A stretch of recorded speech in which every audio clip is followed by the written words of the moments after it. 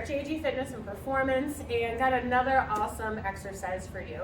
All the ones we've been filming, lower body strength, and this is a progression in how I teach things when someone is new to exercise or needs to clean up some movements, and just helping to get them stronger so that the weights become heavier, more challenging, but so does the exercise variation. So this one is a kettlebell sumo squat. My clients know, oftentimes I call it a deadlift, and that gets a little confusing, so we're gonna say sumo squat. For this variation, you don't necessarily need anything under the kettlebell, but it is helpful. Again, you don't have to start from the ground, you don't have to take your butt super low towards the ground in squats or deadlifts, especially deadlifts, because that's not what you're supposed to do anyway, but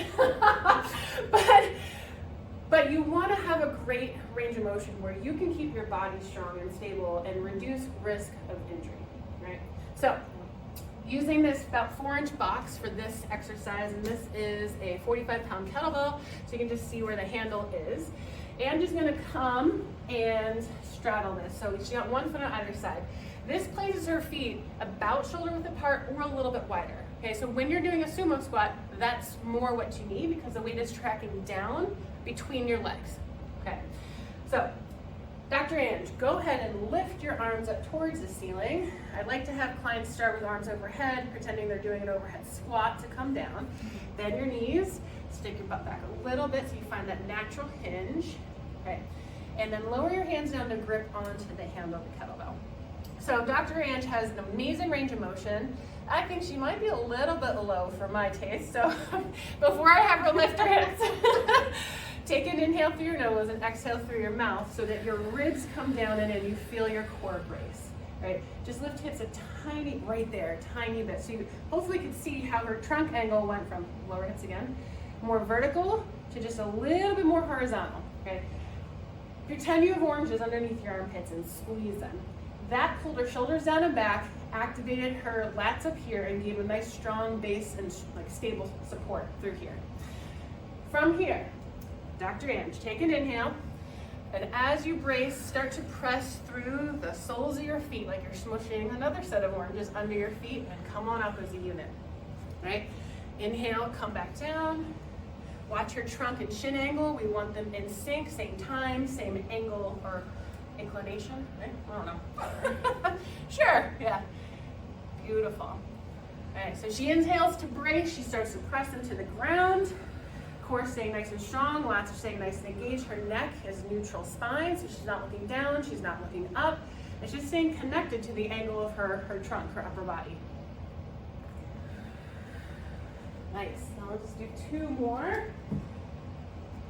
Again, the inhale to brace. She starts to press down. Exhales to come up. Generally speaking, you're going to exhale with the effort. Okay? You can hold your breath a little bit for a Valsalva maneuver as you start to come up and exhale, nail the top of the range, but know your body, know the exercise, know the weight.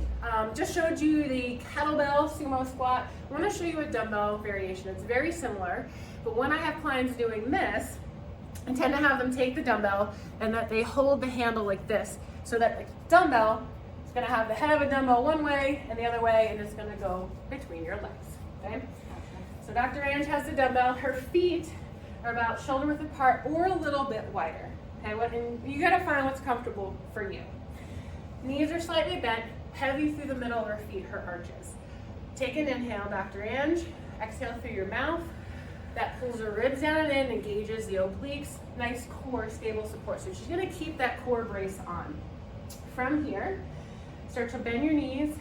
Hips are naturally gonna go back to a bit of a hinge, and trunk is gonna follow. So we have trunk angle, shin angle that are matching. Press down through the middle of your feet, engages quads, hamstrings, glutes to come up in sync. Same tempo, same rate, same trunk angle. They come up and down at the same rate. Again, they also have the same angle, which is what we want, right? She's doing a great job over here. Yeah. So she inhales, sets the core. You can keep the core brace on the whole time. You inhale to come down into the movement with control. Great tempo. Love the pause at the bottom. Thank you for showing that. And then the exhale to come on up. Yeah. All right.